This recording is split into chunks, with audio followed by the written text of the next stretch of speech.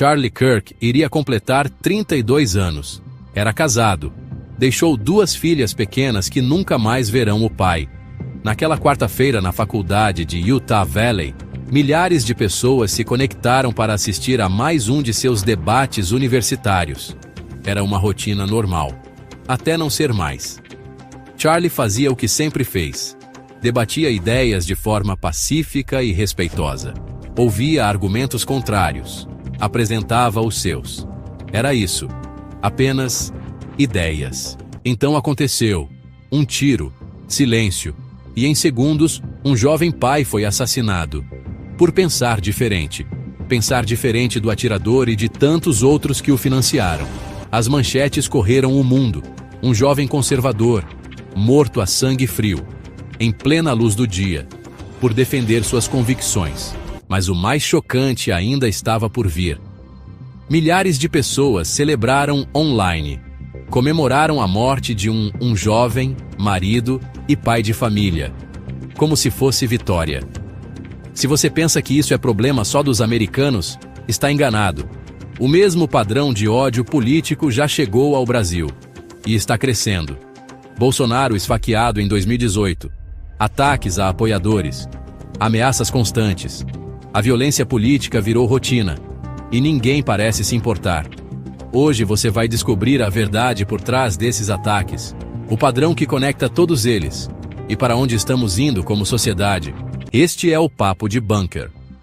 O lugar onde falamos as verdades que outros têm medo de dizer. Se inscreva agora e ative todas as notificações.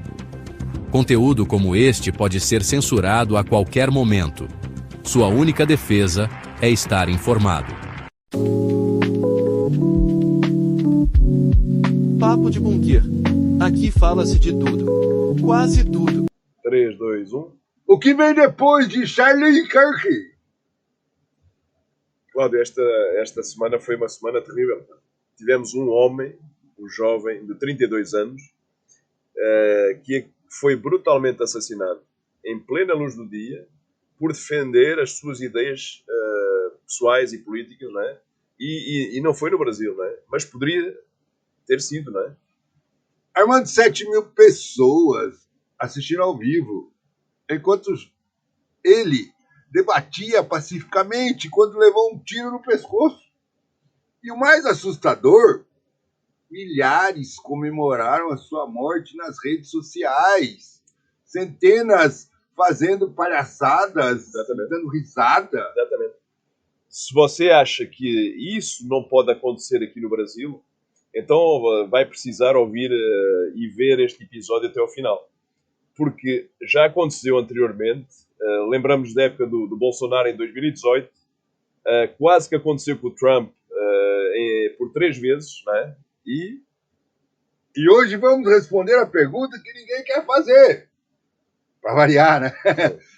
Para onde vamos depois que a violência política se tornou normalizada? Fique até o final, porque temos uma revelação chocante sobre o que realmente está por trás desses ataques globais. Exatamente. Fiquem até ao final e se segurem, coloquem os cintos, ok? Eu sou o Armando. Tivemos a analisar, eu e o Cláudio, exaustivamente as eleições americanas e as brasileiras as últimas 3, não é?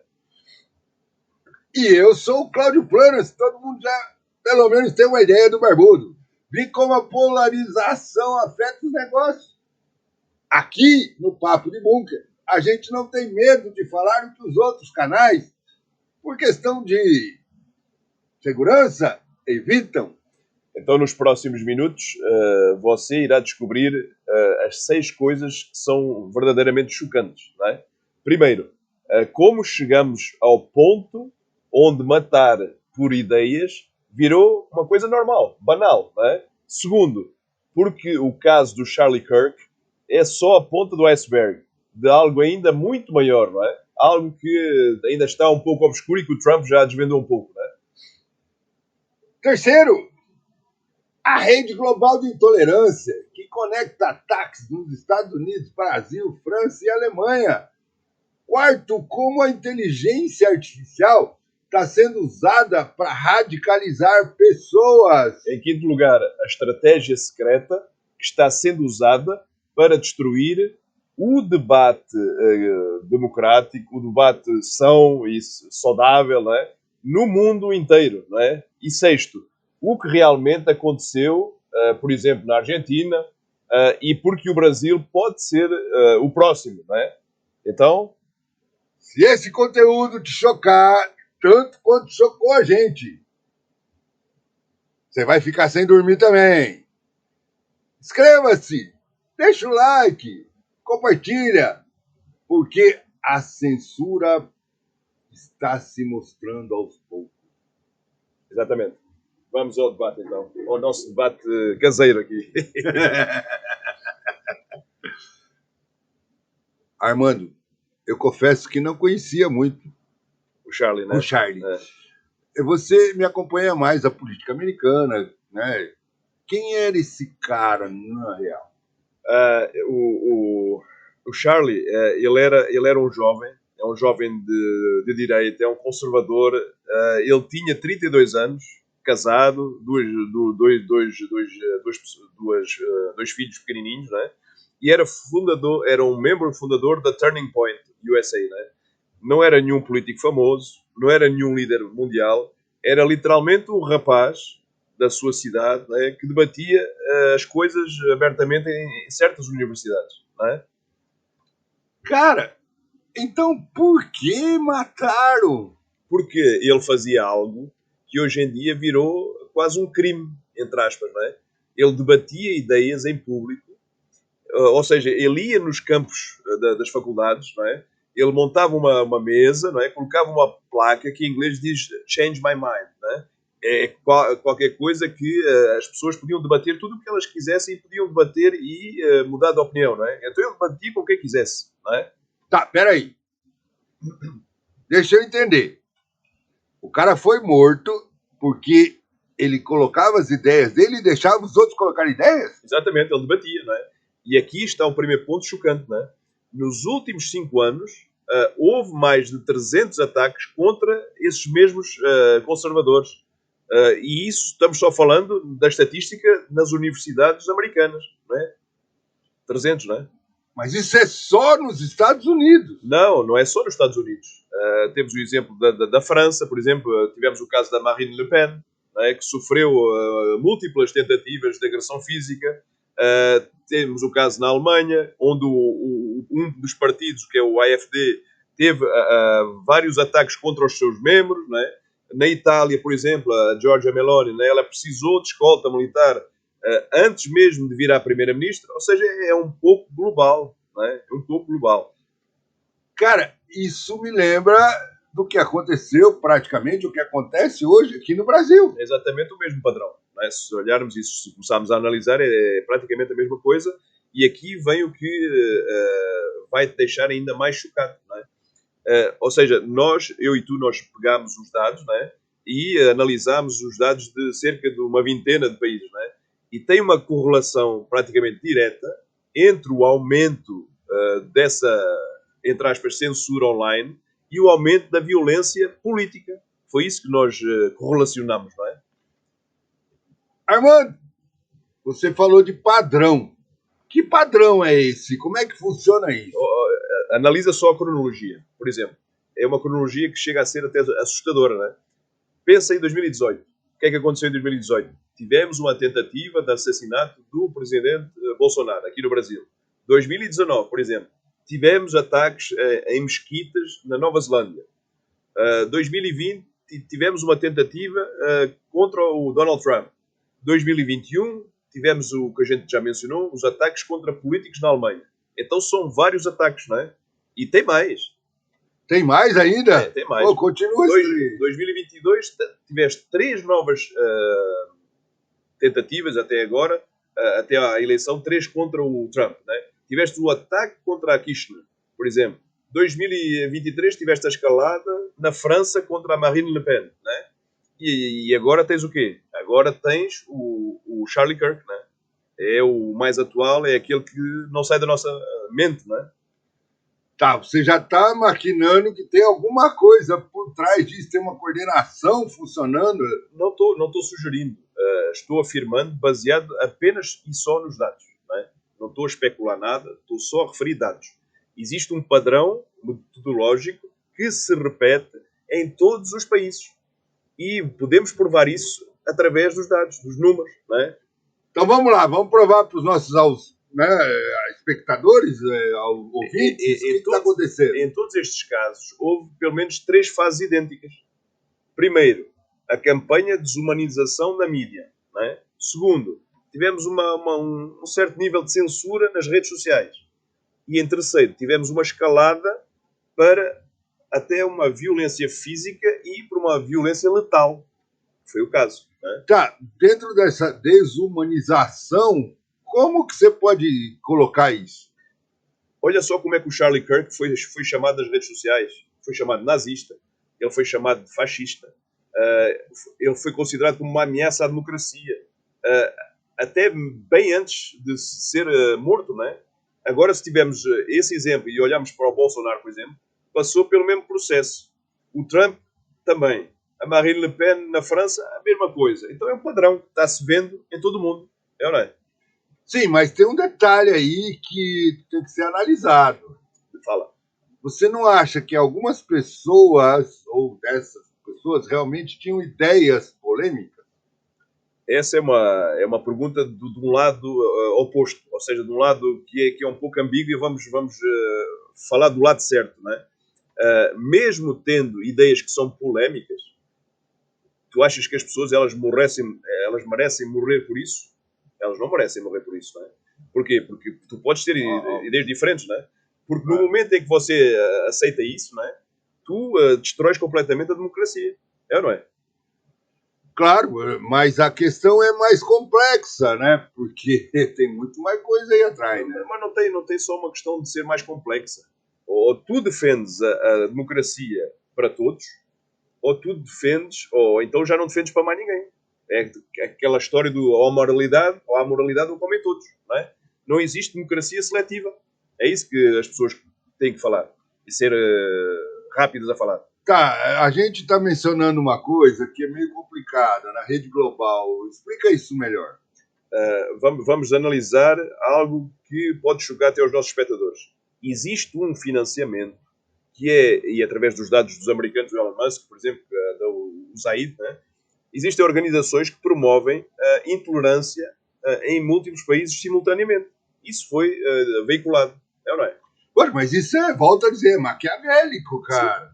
Ou seja, por exemplo, a mesma fundação que financiou protestos violentos nos Estados Unidos em 2020 é a mesma que também financiou manifestações contra a extrema-direita ou a direita na Europa. Não estamos a tomar uma posição política, só estamos a dizer o que é os dados, não é?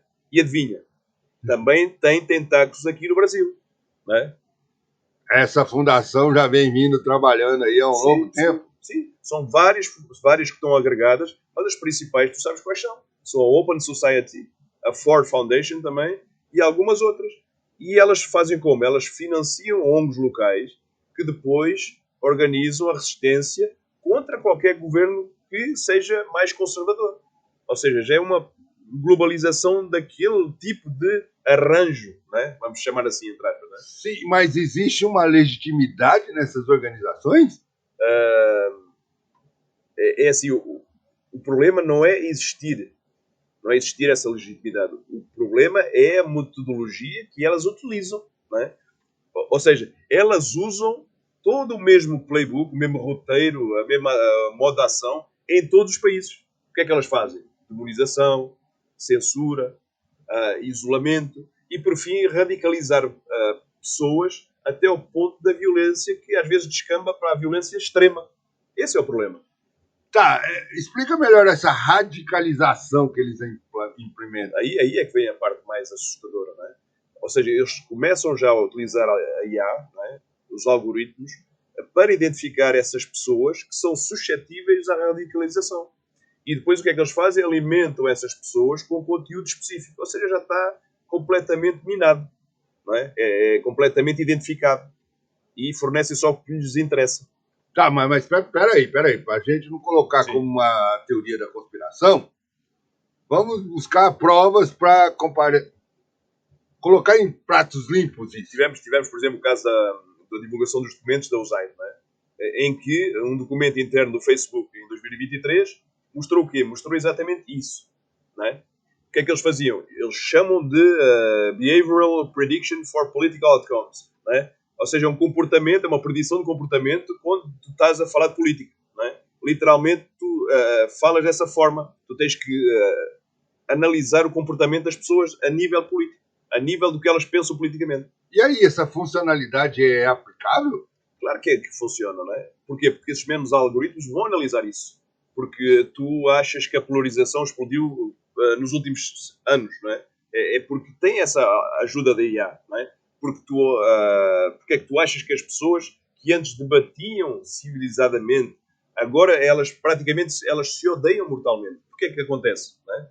Aqui no Brasil nós botamos num fla-flu danado, né? Sim, não tem mais jeito.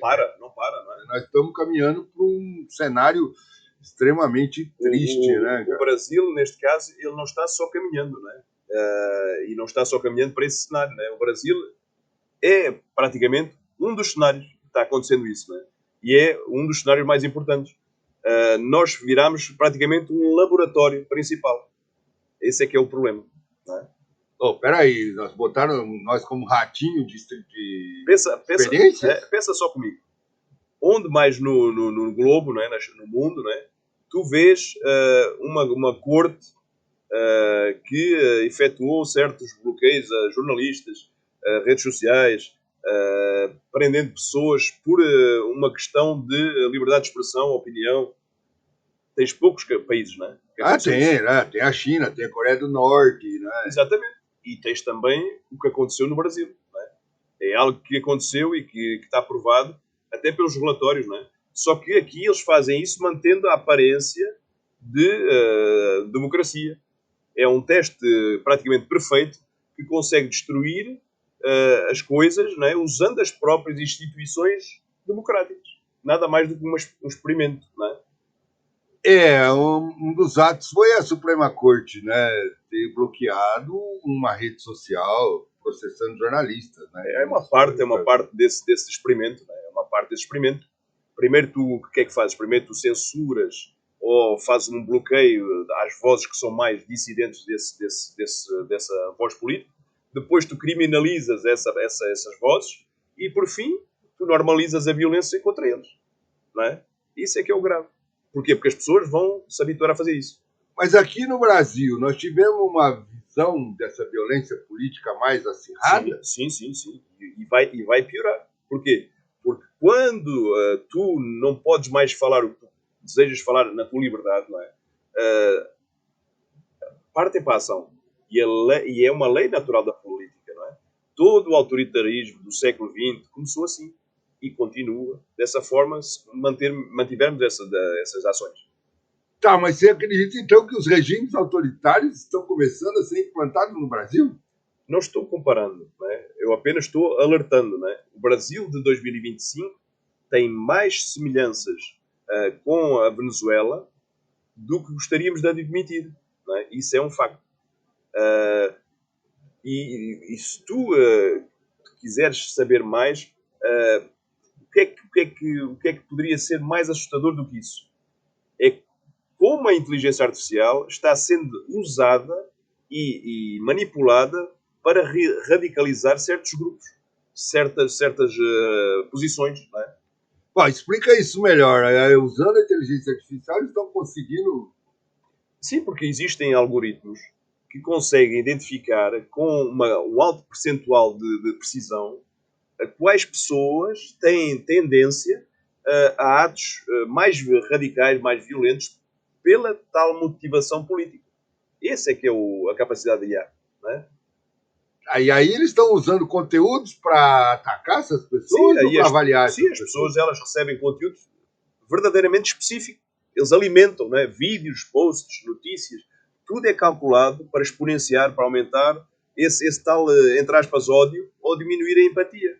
Tudo é minado, não é? É fornecido dessa forma. Mas é legal isso. É legal e moral e funciona. Se tu vês o assassino do Charlie Kirk, por exemplo, ele já tinha sido exposto a mais de 2.000 posts anticonservadores nos últimos 6 meses. Ou seja, uma autêntica lavagem cerebral. Não é ou não é? Minado completo. Como você pegou essa informação? Porque a própria investigação do FBI, ela rastreou todo um histórico digital dele. Tudo foi divulgado. Era como se fosse quase praticamente um funil de radicalização. E tudo começa sempre com posts leves, criticando conservadores, e terminou em grupos que literalmente, às vezes até partem para aquela violência mais extrema. Esse é que é o problema, não é?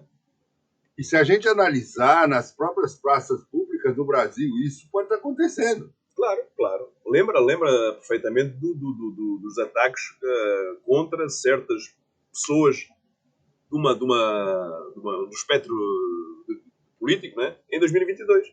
A mesma metodologia. As pessoas que elas foram sendo radicalizadas ao longo de meses. Foram sendo minadas. Esse é o grande problema, não é? Mas, do outro lado, também não tem uma radicalização. Tem também. Mas aí é que está a grande diferença, não é? Quando tu tens alguém de uma parte do espectro político que comete violência, praticamente ele vira uma notícia nacional, até às vezes global, não é? Mas quando é uma pessoa que é de outro espectro oposto, vira o quê? O cara parece que virou uma resistência legítima. É uma defesa legítima. Não, então há 2 pesos e 2 medidas, não é? Então, essa estratégia secreta que a gente mencionou lá no início, ela vem sendo o quê? É algo que existe praticamente como se fosse um manual, não é? Literalmente um verdadeiro manual ensinando como transformar os adversários de certos espectros políticos em alvos de radicalismo, de violência nas redes sociais. Existe esse manual. Manual? Um processo de lavagem cerebral? Sim. Foi feito um book do Rules of Radicals, do Saul Alinsky, que é uma das táticas, e é a tática de personalizar, de polarizar, de congelar. É o que ele especifica lá. Tu transformas a pessoa praticamente em um símbolo do mal. Polarizas a sociedade contra essa mesma pessoa e depois o que é que tu fazes? Tu fazes um freeze, congela essa pessoa. Torna quase impossível que ela se defenda para a sociedade. É assim que eles agem, não é? E existe um funcionamento razoável disso? Funciona perfeitamente, não é? Porque foi usado contra certos candidatos presidenciais em todo o mundo. Não vou mencionar nomes porque já os mencionámos, não é? E é sempre a mesma metodologia que é aplicada. Então é sempre usada da mesma forma. Sempre. E então é muito elucidante, não é? E esse livro vem fundamentado de alguma coisa mais antiga? Ele é de 1971, não é? Mas foi atualizado para a era digital nos últimos tempos, não é? Agora, claro, tens versões com táticas mais específicas para o tempo moderno, para as redes sociais, para os algoritmos de IA e até para quando as pessoas fazem a produção de notícias falsas, por exemplo, aqueles deepfakes, não é? Deepfakes? Sim, já existem até casos de políticos que foram atacados por causa de vídeos fabricados por IA. Tens o caso até da Índia, por exemplo. A Índia, um candidato foi praticamente linchado por um vídeo fake, não é? Foi gravíssimo na Índia, não é? Tá, e o que nós podemos fazer para se proteger disso? Aí é que está o problema, não é? Uma boa questão. Não tem como se proteger individualmente, não é? Praticamente um ataque sistémico que só pode ser combatido sistemicamente, não é? Tem que ser combatido de uma outra forma, não é? Mas e agora? Como é que a gente vai sair dessa espiral de violência? Aí é que vem a revelação que é mais perturbadora, mais importante, não é? Se olharmos para o governador do Utah, que é o Spencer Cox, não é? Ele, após a morte do Charlie Kirk, ele fez um discurso, não é? E deveria ter sido obrigatório também na escola, não é? Ele fez esse discurso de uma forma que poderia ter feito de outra maneira, não é? Mas o que ele disse essencialmente? Ele disse que eles tinham duas opções. Ou responderiam à violência com mais violência, não é? O que é sempre ruim, não é? Ou então eles destruíam completamente a própria democracia. Ou seja, da mesma forma que dizer, ou escolhemos um caminho diferente. Então, imagina qual seria, não é? Tá, mas esse caminho diferente, como ele viu ele? Ele acabou por citar o próprio Charlie Kirk, não é? Ele disse, o Charlie Kirk tinha dito anteriormente, não é? Ele dizia, quando as pessoas param de falar, e aí é que você tem a violência. A única forma de prevenir a violência é nunca parar de falar. Era essa a citação do Charlie Kirk, não é? Então, cara, você chega aqui em conclusão. Para onde nós vamos depois dele? Eu acho que a revelação mais chocante, ela tem a ver com o período em que nós estamos vivendo. Ou seja, nós estamos vivendo o maior experimento social da nossa própria história, não é? Ou seja, eles querem ver se conseguem ter impacto nas democracias liberais, não é? Substituindo o debate pela violência em escala global. Esse é o experimento, não é? E nós acabamos como um laboratório. O Brasil é um dos principais labs, é um dos principais laboratórios mundiais.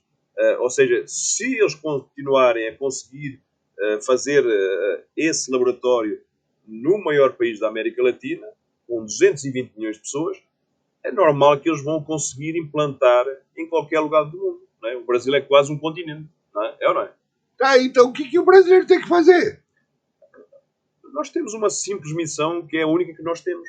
É cada um de nós ter uma escolha diária. Ou nós alimentamos o ciclo do ódio e violência, os tais radicalismos, não é? Ou fazemos como o povo de Utah. Como é que eles fizeram? Eles responderam à morte do Charlie Kirk com quê? Com vigílias, com orações e com união. Nada mais do que isso, não é? Então, temos que permanecer dessa forma. Então, se você chegou até aqui, se inscreva, compartilhe este episódio, porque quanto mais gente souber da verdade, menor a chance dela ser censurada. É ou não é, Cláudio? E deixa nos comentários. Você acha que estamos caminhando para mais violência política no Brasil? Ou ainda há esperança para diálogos? Exatamente, essa é uma boa questão. É uma questão que é a mais importante, não é? E no próximo episódio vamos revelar mais um tema explosivo, como sempre, não é? Como tentamos sempre trazer coisas que sejam importantes para todo mundo, não é? Vocês irão ficar chocados com todos os fatos que estão envolvidos nesse episódio, não é? Isso se não formos censurados antes. Parafraseando alguém, quando as pessoas param de falar, é aí que você tem violência. Então, não vamos parar de falar, não vamos parar de produzir conteúdo, não vamos parar de pedir a vossa ajuda, não vamos parar de publicar, não vamos parar de fazer short, não é, Cláudio? E não vamos parar de vos cutucar com todos os temas que são importantes para a nossa vida, para o nosso futuro. Ok? E agradecemos aí todo mundo por esse Brasil, por essa aldeia global que está por aí. Obrigado e vamos lá. Sentem o dedo no like. Obrigado, pessoal. Até para a próxima semana. Tchau, tchau.